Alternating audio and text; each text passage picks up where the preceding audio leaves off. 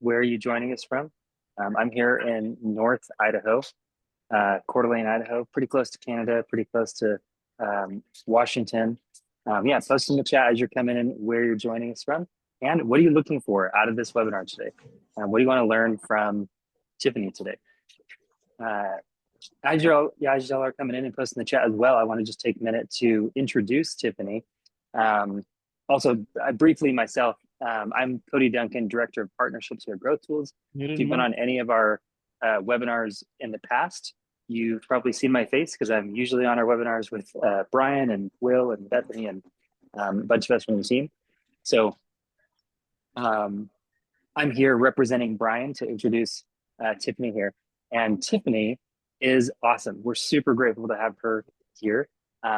Using her experience as, actually, let me say first, Tiffany's the founder, creative director of Legacy Maker and the Legacy brand method. So using her experience as a creative director for Fortune 500 brands such as Burt's Bees, Adidas, FedEx, and many more, she left the corporate world, left all that on a mission to help business owners who are just starting out on their path to success, all the way to those who have already had seven-figure businesses, to create legacy brands so that they can match their big visions. She developed the legacy brand method to capture your personality and create a more compelling, impactful, and inspiring presence. And she's been featured in places like Forbes and Entrepreneur, and basically just eats, sleeps, and breathes and lives this every single day. She is the best when it comes to branding. I think of Tiffany. There's like literally no other name that pops in my head. She's who I go to when I'm thinking of how could we improve the branding and this kind of thing. And so you being here, you're in the right place. Anything related to your branding, your personal branding, your company branding, Tiffany's going to show you exactly how you can build a legacy brand, even cooler than Adidas. I'll just say that. So I'll pass it over to Tiffany, and make sure you stay to the end. She's got some great things throughout. And I believe there'll be time for questions as well. So make sure you stay to the end. If you have questions, feel free to pop in the chat, and I'll hang out here too. All right, take it away, Tiffany. Cody, thank you so much for the beautiful introduction. So glad to see so many new faces. And thank you too for popping in the chat where you're from already. I see Brian is from Michigan. I'm also in Michigan, and we're also having a big storm. I think there's a lot of that happening right now. But just great to see everybody. And I'll just start by saying too, if you're able to come on camera, please do. This is obviously I'll be sharing some slides and doing some trainings. The professor in me loves to do that piece, but also we'll have some interactive time together. And then, as Cody mentioned, some Q&A at the end. And so just wanted to say all of that. And Cody, again, thank you so much to you and Brian for having me. I just love sharing my own message. And that is, of course, why we're here today as well. So I'm going to start by sharing my screen. And while I'm doing that, I would just love to hear from everybody also, just could be so I know who's in the room. What is your business? So we know where a lot of you are from. What type of business do you have?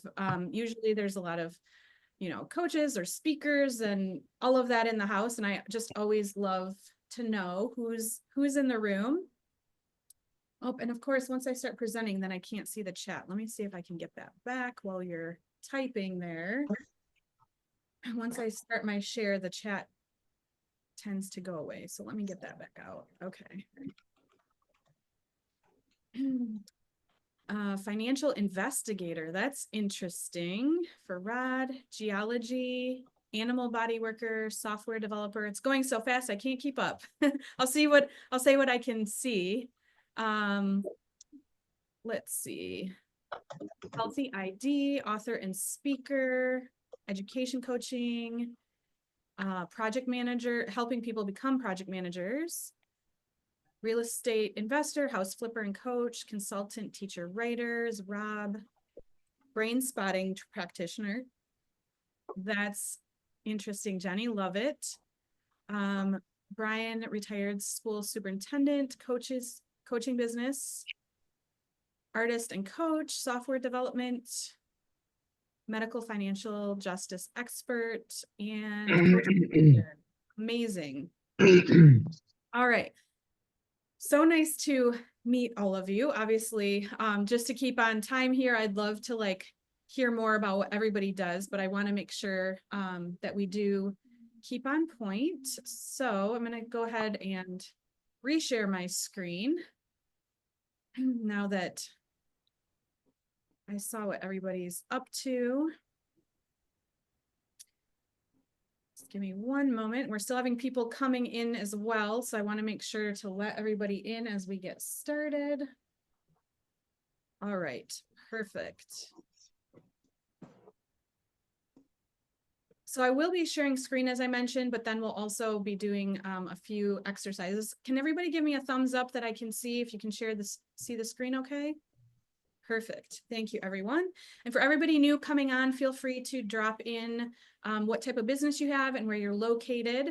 And then also, as I mentioned, if you're able to come on camera, please do, because I love to see your faces and be experiential.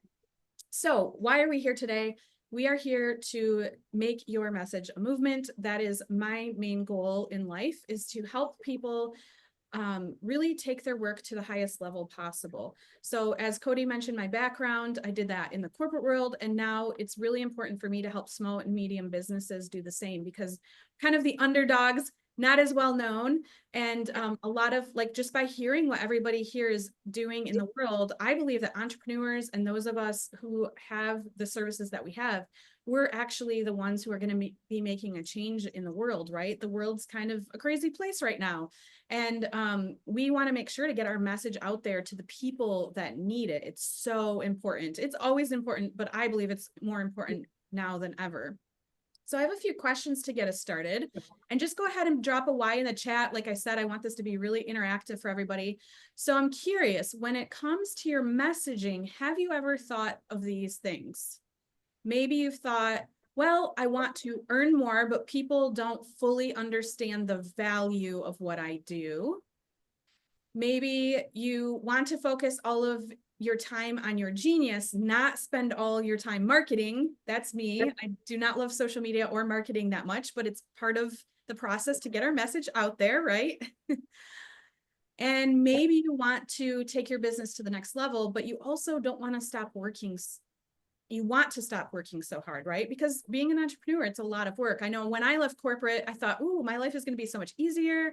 I'm going to have so much time. And I'm to that place now. But for a while there, it was a big hustle. So a lot of what we're going to talk about today too is how can you put in the work so you don't have to hustle as much in the long term. And I can hear a few people. I'm just going to make sure everybody's muted quick. Let's see. I have another monitor over here, so I'm just making sure. I think that worked, hopefully. Okay, perfect. And we have some absolutely yes, yes, yes from Sandra.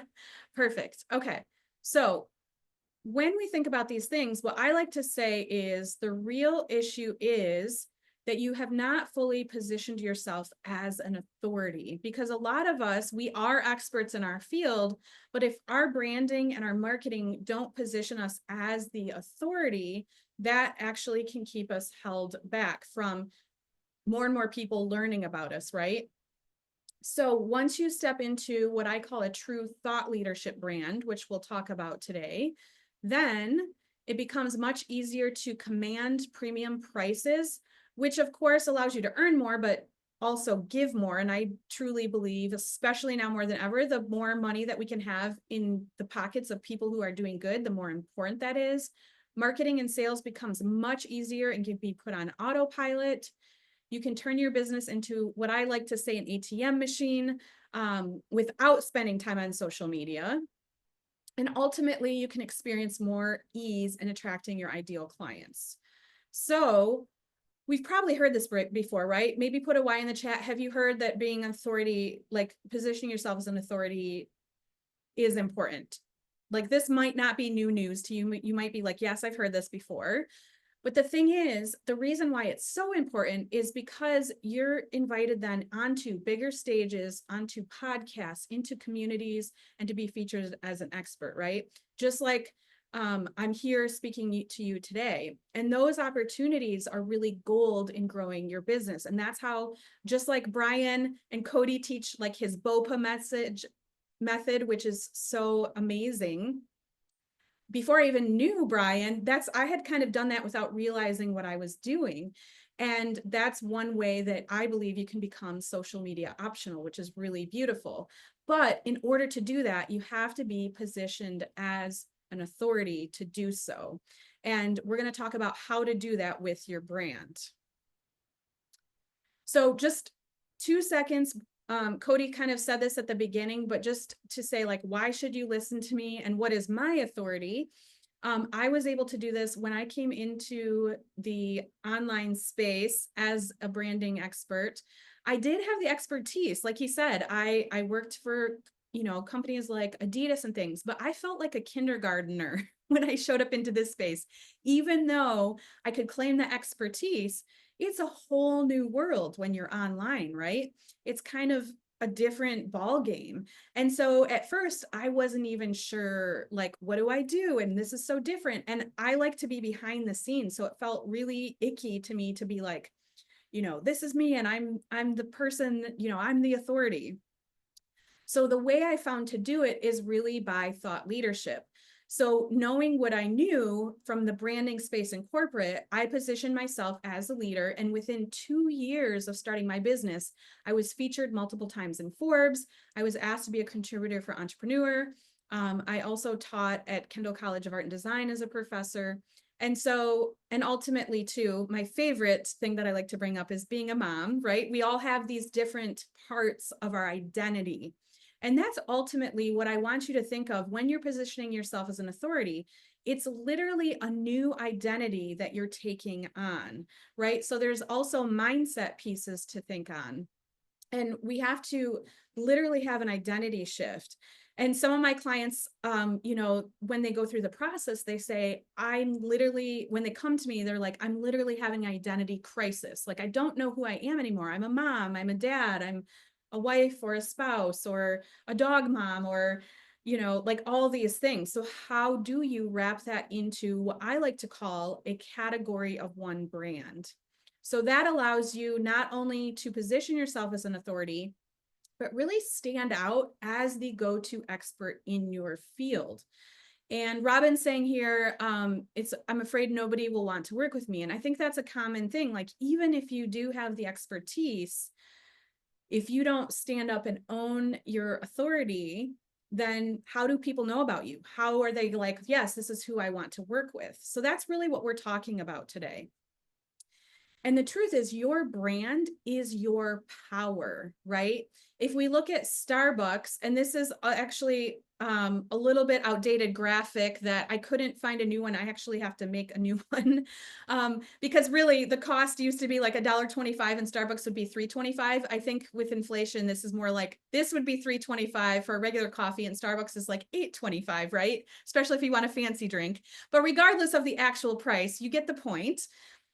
Branding is everything, right? Because whether you love Starbucks or not, that's regardless of that's not the point here. The point is, when you position yourself as a leader, as an authority like Starbucks has, you're able to stand out. You're able to attract more people. You are able to charge more, right? So as Steve Forbes says, your brand is the single most important investment you can make in your business. So that is the first thing that I want you to take away today is a lot of times there's so many moving pieces. Who here gets, maybe put another Y in the chat, who gets shiny object syndrome running a business? I'm raising my hand too. I see Rod, Sandra, yes.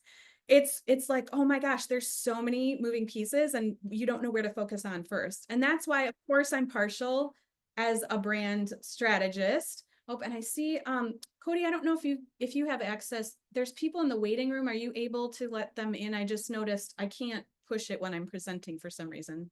Thank you. Yep, I get it. Awesome. Thank you. Okay. So anyways, what I was saying was when we're looking at that, there's so many things to think about as far as shiny object syndrome, right? And I think a lot of times people put brand kind of at the back of their plate, right? Oh, brand's not that important. And we'll talk about in a moment too, that brand is so much more than we think it is. And so when you really think about the power that your brand has, it makes all of the difference, because your brand is also perception. And I love this quote by Seth Godin: people do not buy products and services, they buy relations, stories, and magic. And ultimately, they're buying what your work is, what your service is, right? But it's not because of the service, it's the outcome that they're going to get. And if you are not having a powerful brand, like what I call a category of one brand, oftentimes you're showing up as a generalist and you're kind of blending in with everybody else doing the same thing that you're doing. And then once you start to get known a little bit, and you can start to move up this pyramid a little bit, even a specialist, an expert, and a thought leader, that's all amazing. Like, that's an amazing place. And that's where most people are. And that's where your category of one comes in. And then ultimately, with all of my clients, I love to really help them then even elevate into celebrity status if it makes sense. And that doesn't mean like, you know, celebrities we see on TV or Kim Kardashian or anything. Like, no, like that's not what I'm talking about here. I mean like a celebrity in your space. You're known as the go-to expert in your space, not how we typically think of celebrity. And you can see here that the perceived value and the earning power goes up as you go up this elevation as well, right? And then ultimately, your brand is your calling. So just another litmus test in the room: who believes that their work is like their purpose in the world? I know that's certainly true for me. Rod, Sandra, yes. So ultimately, it's not about us as the hero of the story and as the person coming out. Ultimately, and yes, all those things are great, being known and making more money, that's all great. But for me, making an impact is the biggest thing, right? Making that ripple effect in the world. So that's where I like to say your brand is your calling.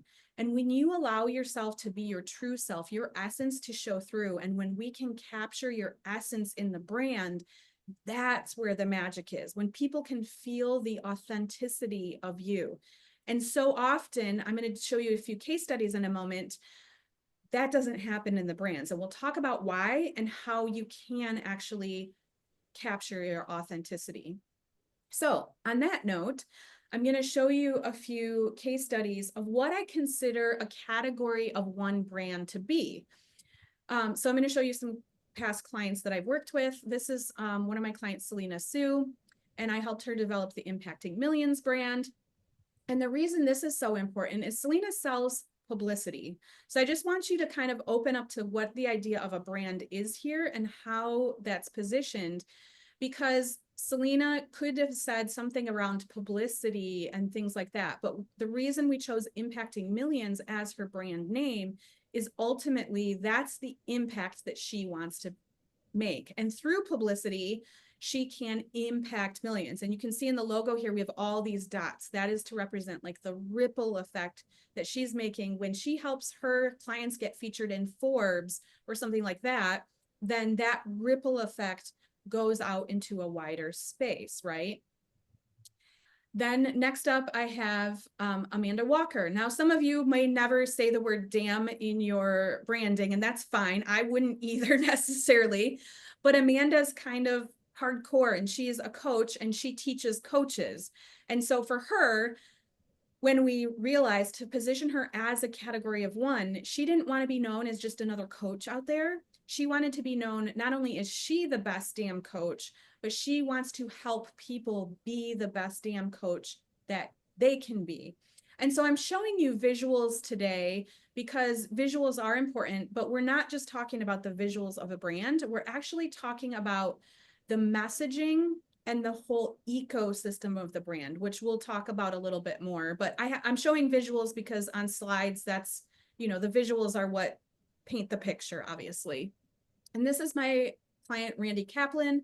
And the reason we developed whole new level coaching for him was really to elevate him again, he has a proprietary system that you can't really see here, but it's a signature framework that allows him to be seen as an expert rather than, you know, there's a lot of coaches in the world.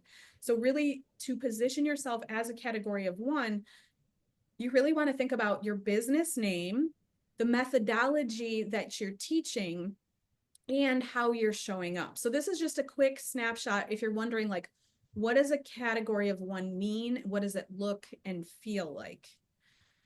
So to kind of cap all of that together, this keeps you from being seen as a commodity, right? There's a lot of commodity brands out there. So again, we look at Starbucks, that's a category of one. And then all the other coffee brands out there are kind of commodities.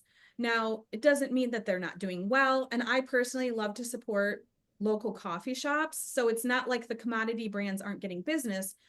But if you really want to be seen as the go-to expert, you want this category of one. So that means coherent message, consistent elevated visuals, congruent offers, and then consistent energy, which we'll get into a little bit as well, because the way that we're presenting ourselves energetically makes as big of a difference as the visuals and the message, because we can have a great message or some great visuals, but if our energy isn't aligned or we're showing up as like not our true selves, people are going to feel that just intuitively, subconsciously, and they'll be like, something feels a little bit off, you know, and maybe they won't be able to put their finger on it.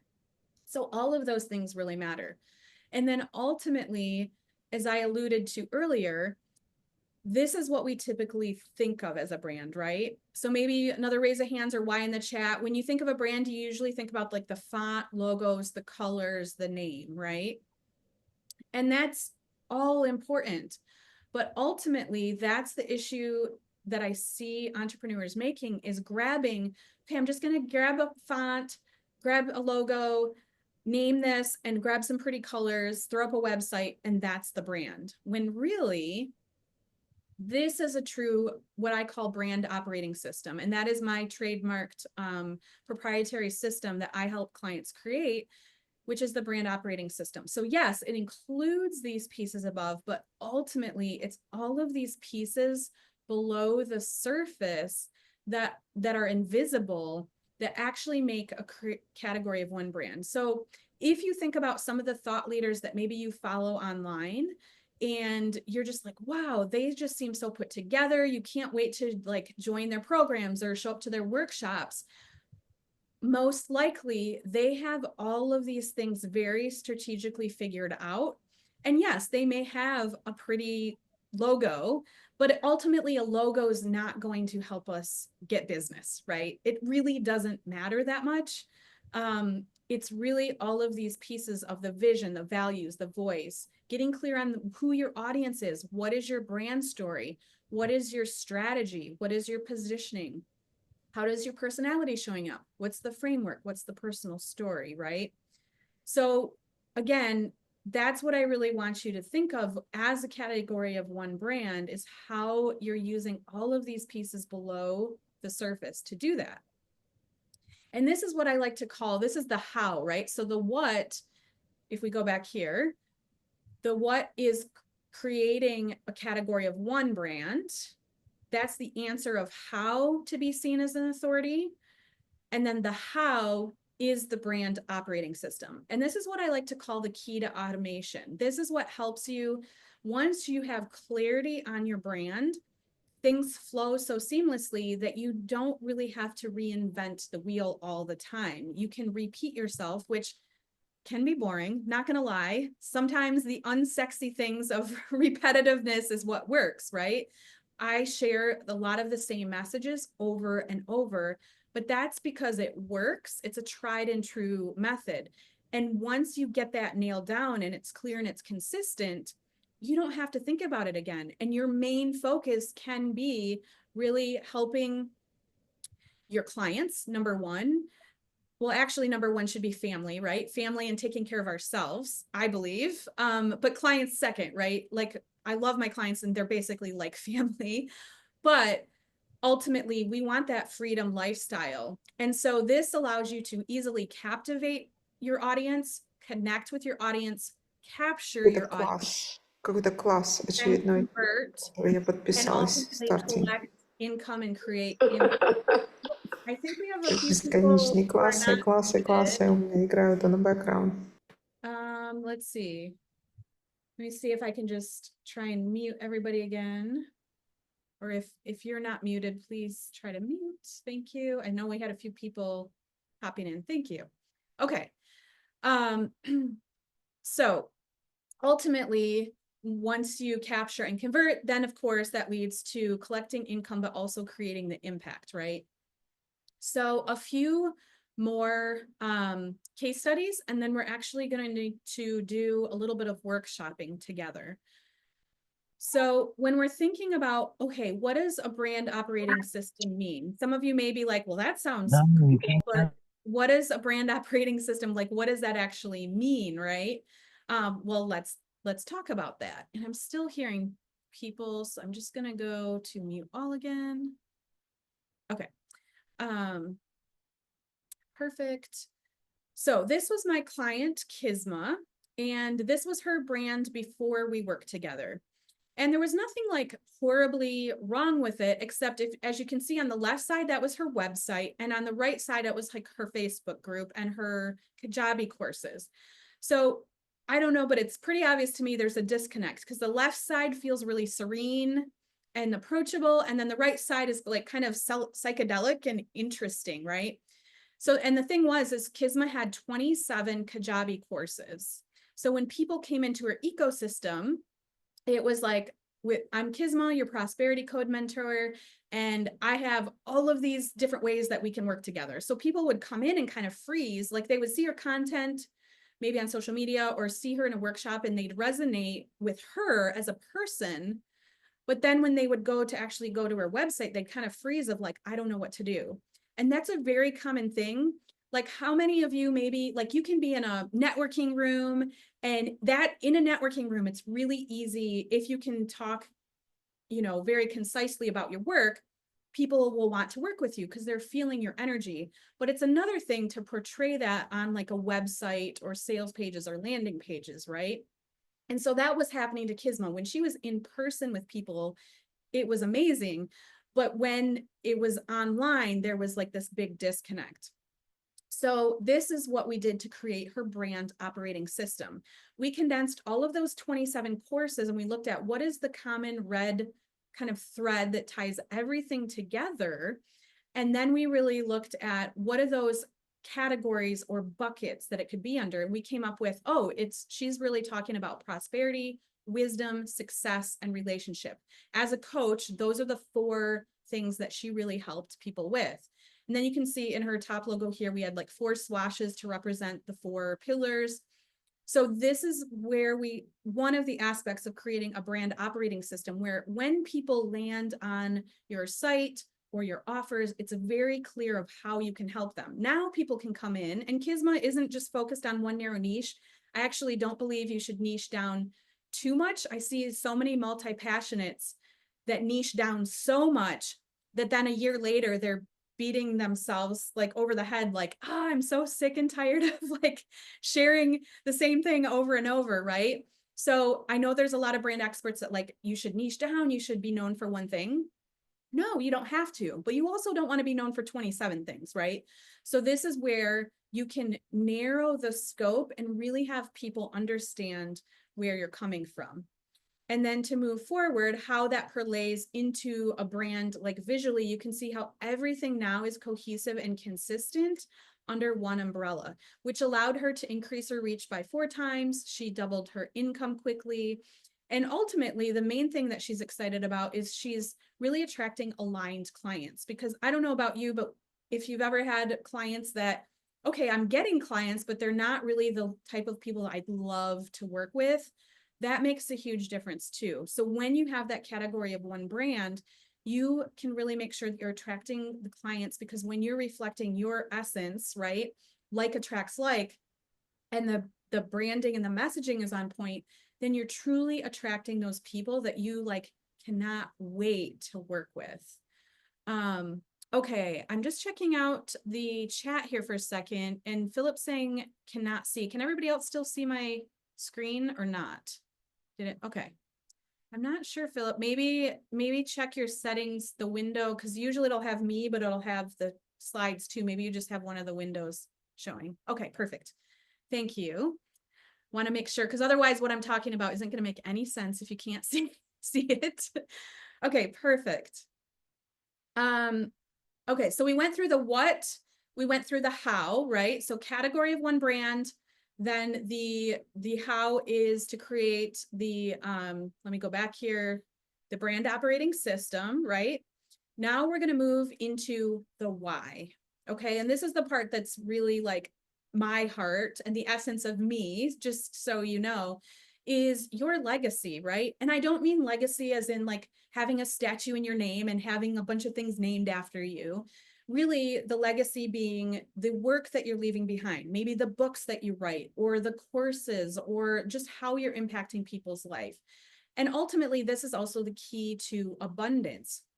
And so when we build a brand, the three things that I look at is it scalable? Are you easily able to scale it and not work so hard that you don't have a life or you have no sleep?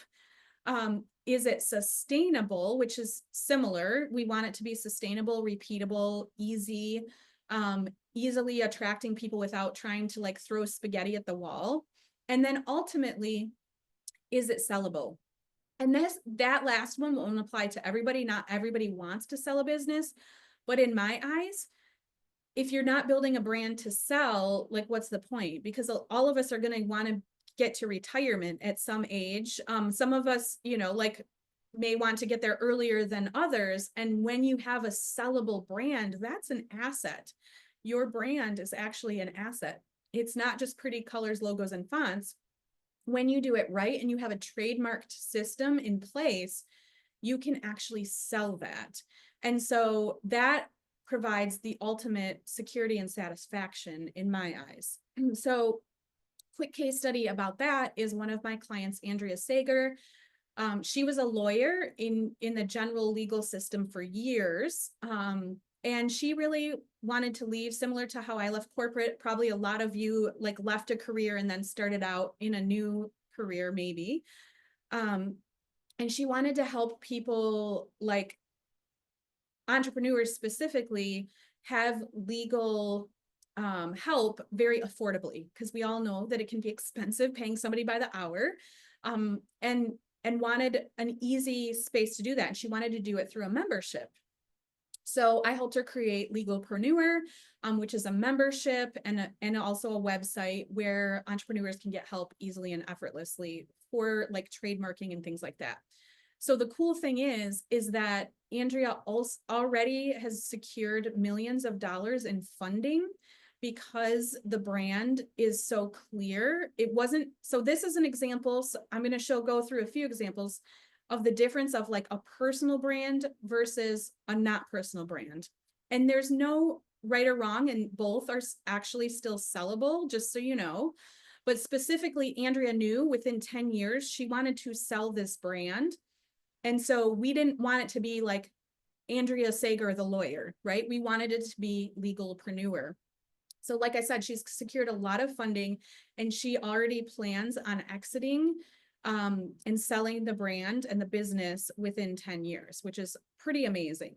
So really, when you think about a brand, you can have a business and the chart of accounts and, and you can sell that, but really selling a brand is such an amazing way to build your legacy. On another example, this is my client, Latrice Monique. She did want a personal brand, but also keeping in mind, for her, it was a little bit less about the selling, but she really wanted it to be scalable and sustainable. So she was a stylist and she was spending hours one-on-one with people, creating their styled wardrobe. She actually does a little bit of the brand stuff that I do as well. And she was just not sure like how, like just pulling her hair out of all the time that she was spending one-on-one with people and not really getting the return financially. So not only did we create this brand, we also looked at what are her offers, what is her signature framework, and how can she actually help people in a group setting and be known for that, and create some courses so then she doesn't have to be on point all the time. So I'm just showing you these case studies so you can understand like the different angles that your brand actually takes shape, because truly the offers and everything else that you're doing is as important and part of your brand ecosystem or the brand operating system than just the visuals. And then last but not least is Isa. I have another client named Eva, and I always want to call Eva for some reason. So Isa used to be a news anchor, and she specifically would translate from Spanish to English as a news anchor. And so she really wanted to present herself as a cross-cultural communicator. But again, it wasn't sustainable, and she was really wanting something that could grow bigger than her. Instead of just going in and consulting for small things, she wanted to be like a high-level corporate consultant and be known for that. So her brand, we really elevated to be more consistent, more credible, and sustainable. And now she's getting like $30,000 contracts with these large corporations rather than serving 1 or 2 people at a time for like $1,000, right? So again, there's so many angles that you can take your brand, and it's all about the brand strategy. So is everybody following so far? I'm going to take a quick moment before we go into an exercise. I'm actually going to stop sharing for a second so I can check in. How's everybody doing? Are you following? Awesome. Let's see, any questions so far you want to just put in the chat? We should have a few minutes for Q&A at the end as well, but if there's anything that you just like totally didn't get or just want some clarification on before we go to an exercise, I just want to make sure that we answer those if possible. Laura's saying they're beautiful, clear, clean, and understandable. Thank you, Laura. Okay. Looks like we're good. I'll just wait one more moment while I take a sip of water. Okay, great. Well, I guess I've been doing a good job in communicating if there's no questions so far. So what I want to do, and the reason I shared so much at the beginning was to give you a context, right? The what, the why, and the how. But also I want everybody to walk away with some tangible takeaways from this time, because I believe education is not implementation, right? Like we can go to these workshops, we can learn things, we can take notes, but how are we actually going to apply that in our businesses? I know when I go to workshops, I'm like, it's great to get more information, but like, what can I actually do? So I want to give you an amazing tool that will actually help you to walk away, that you can walk away and implement and make a big impact in your brand and business right now. Okay, I see a few questions did come in, so I will flag those till the end, just since I'm kind of already talking here, but we will definitely get to those. So I'm going to go ahead and reshare. Just give me 1 second. Oh, of course, that's the only downside. I would like to come back so I can see everybody's faces, and then it goes away on me and I have to redo it. So just 1 second. Okay. Got all my screens going. Got it. Full screen.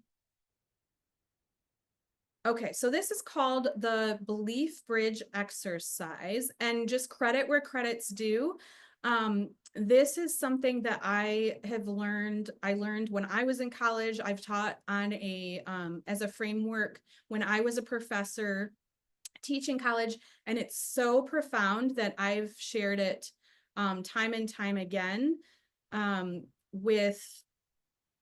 since then. Like, it's such an amazing tool. So if in case you've heard it before, I wish I would have came up with this. A lot of everything else you've seen up to here is my work. This is actually something else, but it's so powerful, and most people have never heard of it, which is why I like to share it. Okay, can I just check in again because everybody see my screen again? Okay, perfect. Thank you. So when we talk about the foundations of a brand, what I like to say is beliefs create a perception, and perception is what matters, right? So we want to really guide our audience in what to believe about us and the perception. And if we don't do that, they're going to create beliefs and perceptions on their own. So perhaps they go to your website and it looks like it was from the 1990s.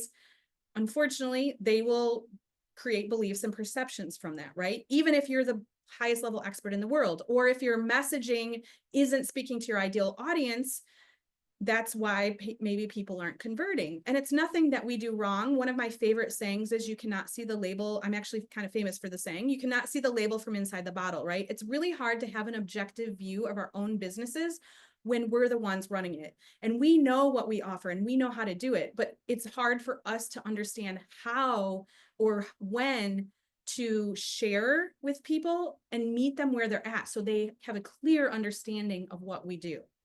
Okay, so we want to think about your perfect fit client beliefs. Like I just said, we have to meet people where they are, dependent on their frame of perception and awareness.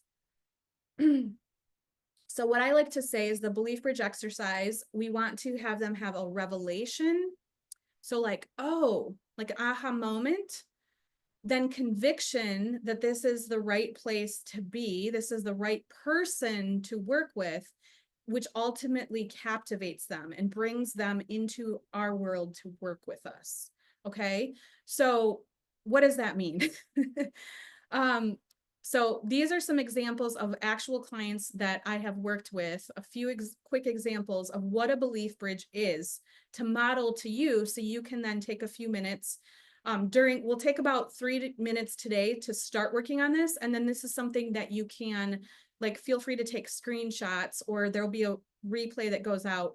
You can come back to this and like finish it for yourself, since we only have an hour, because normally it could take like 10 to 15 minutes to really get through this well.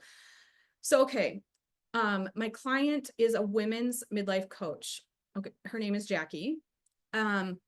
And so what we want to think about is, where are people coming in and where we want them to end up? And that is the top and the bottom of the belief bridge, right? Or like the top and the bottom, actually a bridge goes left to right, so that would make more sense. We want to literally take them from where they are now to where they need to be to work with us. So if we think about where they're going to start, we want to think about what is their first belief. So as a woman in midlife, it might be just like, I'm struggling with this midlife stuff. It could be like my hormones or menopause or whatever, right? And the women on the call will probably understand this than the men, but you'll still get the point. Or maybe you have like wives or mothers or whatever that have gone through this. But so next up is, I want to feel like myself and believe in myself again. I want to feel bold and confident again. I'm ready to take action. I can't do this alone. I need support to get out of this funk. I want to embrace aging. I want to be around people who get me and feel the same. And then ultimately, this coach is the one who can help me, meaning Jackie, right? So do you see how, if we think about where our clients are, and obviously we can't read their minds, but knowing what you know about your favorite clients, what are they thinking right now? And what is the first thought that they have? And then how do they go about finding someone to help them with that problem? And then the beauty is, you may meet people where they're just thinking this, they're just thinking, man, I'm struggling. So on your social media or on a workshop like this, you actually guide them through this belief bridge to the other side. So by the time they get done, they're like, oh, I want to work with that person, right? So if this still isn't fully clicking, let's do another one from a different angle. So this is a man who's a business success coach named Randy. And so when people come to work with him, typically the first thing that they're thinking is, I want to pivot in my business and go bigger. So his clients specifically are not newbies. He wants to work with people who have already been in business, but they want to go bigger and they need to make some changes. And he knows that about his ideal clients. So that is the first thought that they'd have. Next would be, but I'm maxed out in my capacity. So like they're afraid to take the leap to go bigger, but at the same time, they're feeling the pull of their big mission. So then the next thing is typically releasing overwhelming stories in my head are the keys to being a leader and making a difference. I need to get my act together, get out of my own way. And then this coach is the person to work with. And then, oh, last but not least, and the reason I want to give you multiple examples is just, you know, so you really can grasp onto the concept, is a visibility mentor. So this is my client, Kristen, and she helps people who like are literally afraid to go on stage or be visible on social media or whatever, and who are true experts get confident of coming out from behind the scenes and sharing their message, right? So typically the first thought that these people would have is like, I have such an important message to share, but I'm afraid to put myself out there in a bigger way. I need more confidence to be visible. I know that being seen will help me spread the word. I'm ready to get help. I know that Kristen, I say this, mentor, is the right person to guide me through what's been holding back. Okay. So hopefully those 3 examples gave you an idea of what that belief bridge is. And again, the beauty is when these clients are now making content, whether it's emails, social media, workshops, they can reference this belief bridge and make sure that they're talking, like on social media, you're not going to say all of these in one post, obviously, because you'd have like a book for a post. But one post one day might be like, oh, are you struggling with midlife? And then, you know, later you might say, are you wanting to feel like yourself again? So literally you're meeting people wherever they're at in this belief cycle. Is that making sense for everybody? Maybe just a thumbs up or why in the chat. Okay, I'm seeing nods. Perfect. So what we're going to do is take about 3 minutes to go ahead and start getting your ideas on paper. And again, feel free to take screenshots or there'll be a replay. And the beauty of this is one of the, I'm literally giving away gold here because it's one of the most impactful things that I teach my clients that really helps them get clear on talking to their ideal clients, of really getting into their psychology and thinking like, where are they at? Because most likely you're past all these stages and you have to kind of put yourself back in their shoes of where are they at. Lola's saying, can you show the bridging exercise again? So really, Lola, this is like talking through it, but the exercise itself is, I'm going to leave this up on the screen because it really shows like the steps there. Hopefully that's what you mean. So you can see. And I've had, so a few questions you might have were like, how many bullet points should I have? How many beliefs? That doesn't really matter. It's going to vary. I've had one client that only had like 4, like very straightforward. Like so for a brand, for instance, one back, please, Lola's saying, let's see. This one here, I'm guessing, Lola. I'll leave that up for a second so you can capture it. And then I'm going to go back just so people can see the bullet points. And then Laura, I see your question. We'll make sure that those are at the end as well. Okay, so I'll just be quiet for about 2 more minutes so you can start to think about what are these belief bridges for your ideal clients.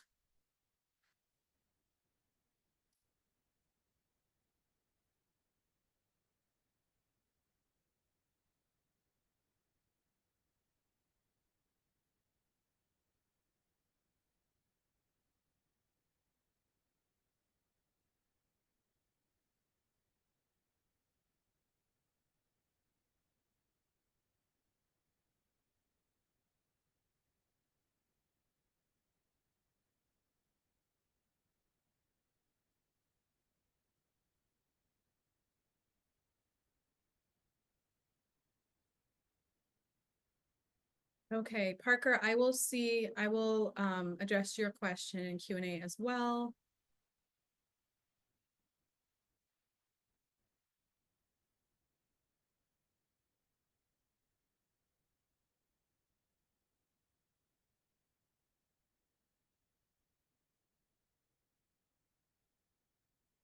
And Laura, I see your question as well.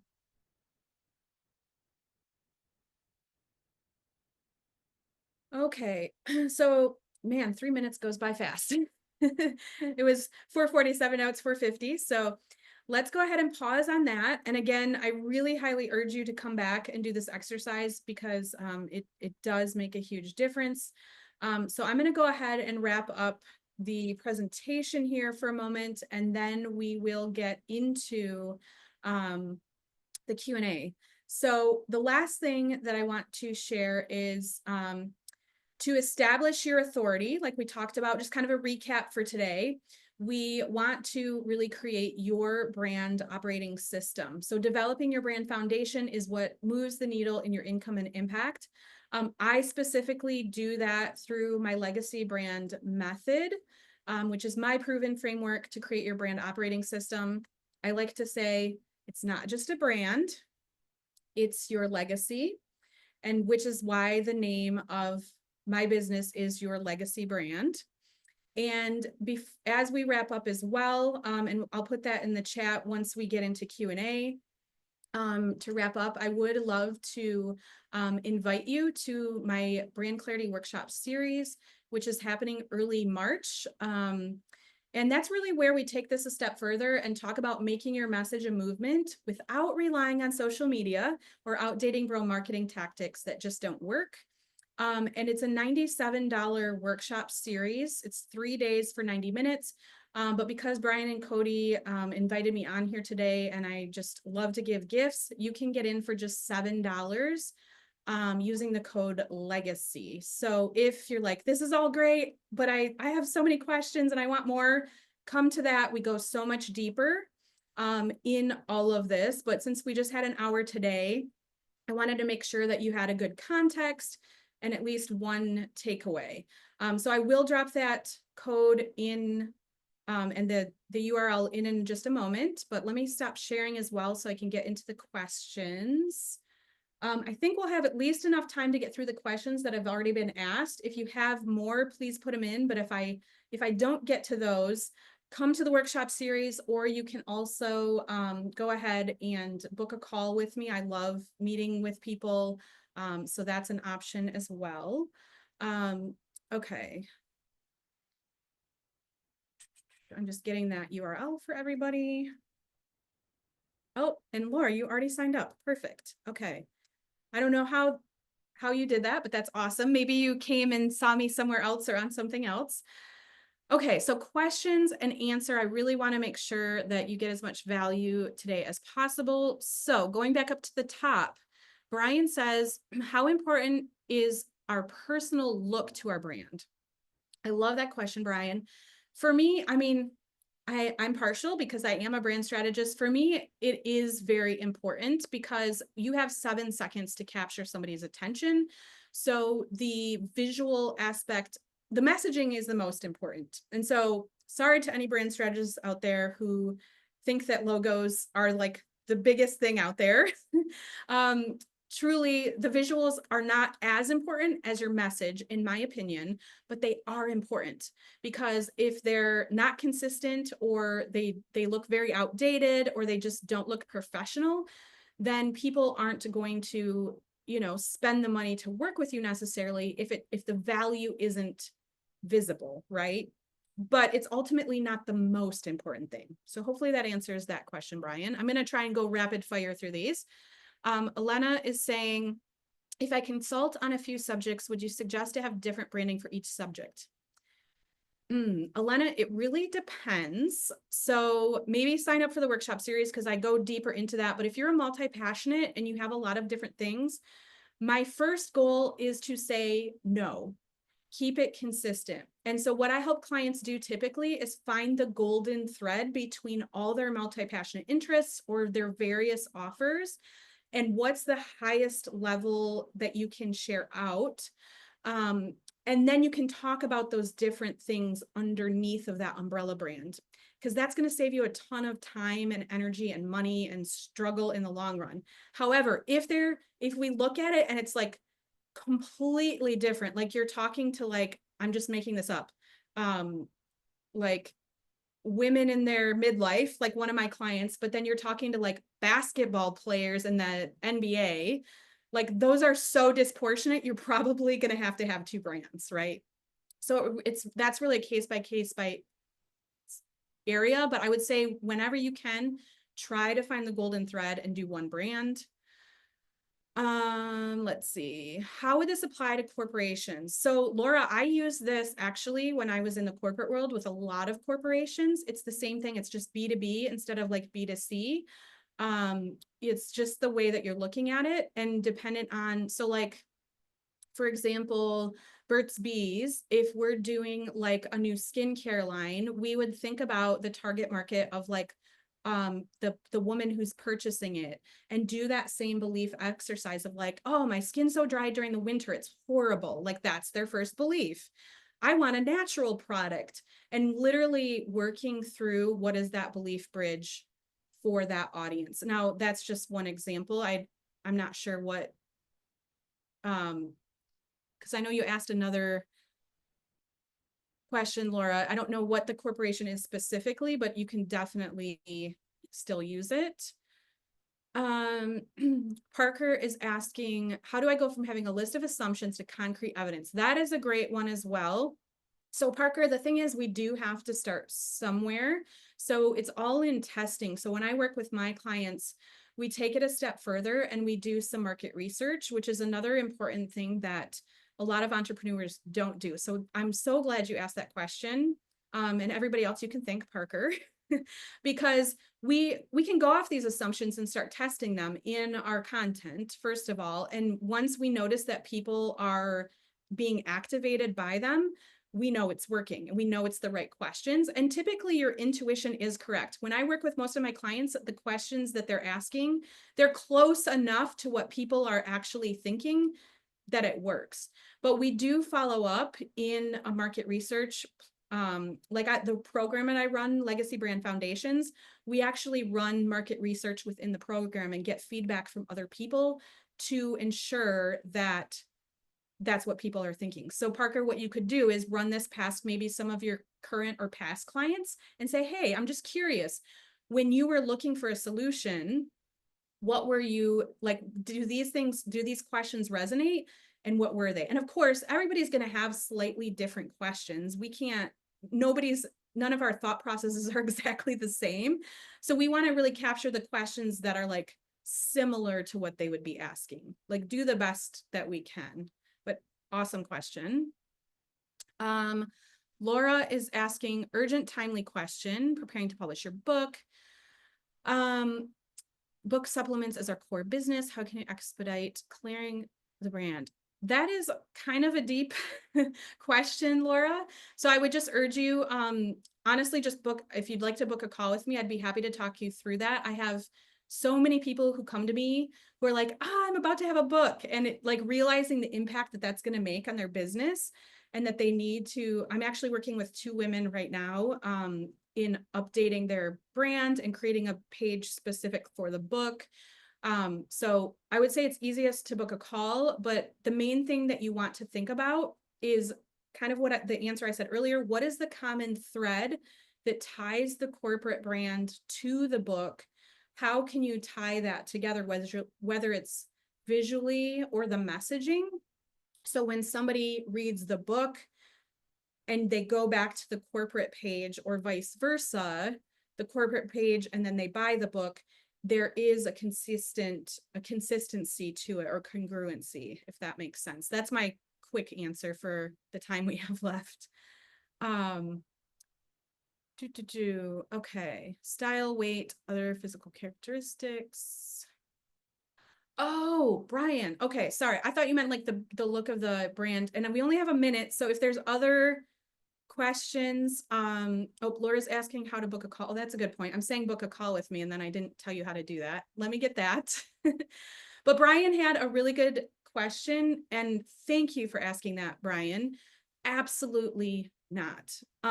My belief is that it doesn't matter who you are or what you're doing. And yes, there's some people who make money off of their looks, like, right? We all know that. Like, there's like people who look like supermodels, and they're using that to grow a business, and that's fine.